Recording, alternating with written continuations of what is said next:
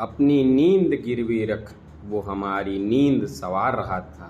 सजाने को अपने बच्चों का कल वो जाग के रात गुजार रहा था। घर से कोसों दूर हो के भी फ़ोन पे अपने बच्चों को लोरियां सुना रहा था।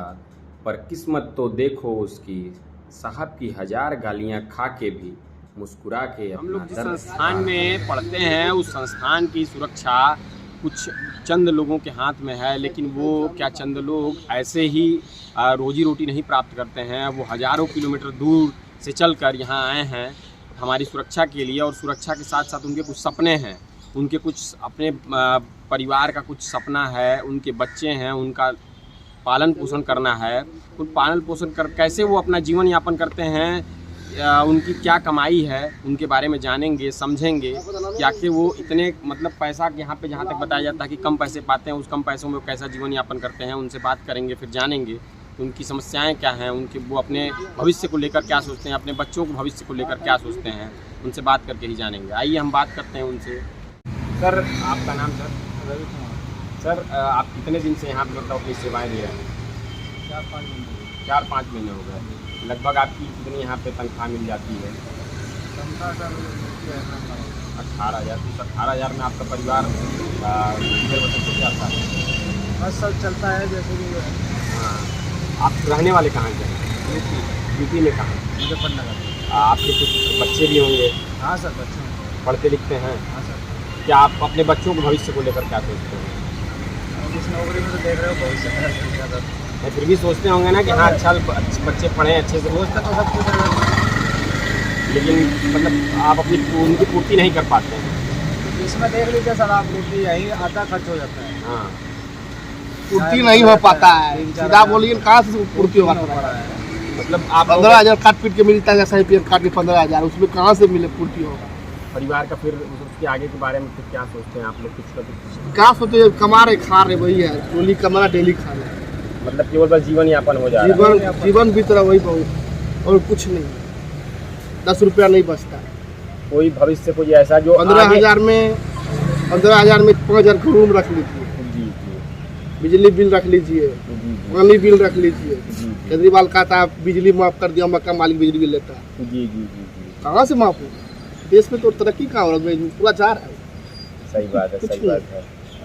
लेकिन 5,000 वो रख लीजिए, एक आदमी 5,000 राशन रख लीजिए, 10,000 15,000 3 आदमी रहेगा। माँ बाप को क्या देगा खाएंगे? अपना परिवार चलाना मुश्किल है, माँ बाप को देने के लिए पैसा नहीं बचता। ये भी एक आप बहुत महत्वपूर्ण बात कर रहे हैं कि माँ बाप जिसने हमें मतलब इस लायक जन्म दिया उसके लिए भी नहीं बच रहा। बाल बच्चे उसको पढ़ाना लिखाना, ये बहुत बात है। क्या बात है, कुछ गुजारा हो ही नहीं रहा है, बच ही नहीं रहा है। लेकिन बच्चों का भविष्य के बारे में आप मतलब कुछ सोचते कि आगे वो पढ़ लिख के क्या करेंगे, कैसे मतलब? अभी तो अच्छा पढ़ रहा है, अभी तो दूसरा तीसरा क्लास चौथा में है, तो अभी तो बच्चे के ऊपर निर्भर है। क्या जी। हम लोग को तो सेवा कर 4 घंटे करके तो आप लोगों को आप लोग ये देख रहे थे कि ये जो सुरक्षा गार्ड हैं जो हम लोगों की सुरक्षा करते हैं, जिनके जिम्मे हमारी सुरक्षा है, इस संस्थान की सुरक्षा है जो भारत का सर्वश्रेष्ठ संस्थान है, लेकिन उनकी समस्याएं इतनी जटिल हैं कि वो अपने परिवारों का केवल और केवल गुजर बसर किसी तरीके से कर पा रहे हैं। वो अपने बच्चों को भविष्य को लेकर बहुत चिंतित हैं, लेकिन क्या करें, वो अपनी मजबूरियों से परेशान हैं, जो उनकी आर्थिक तंगी है उसी से परेशान हैं। अंकल, आपका नाम? अच्छे कुमार।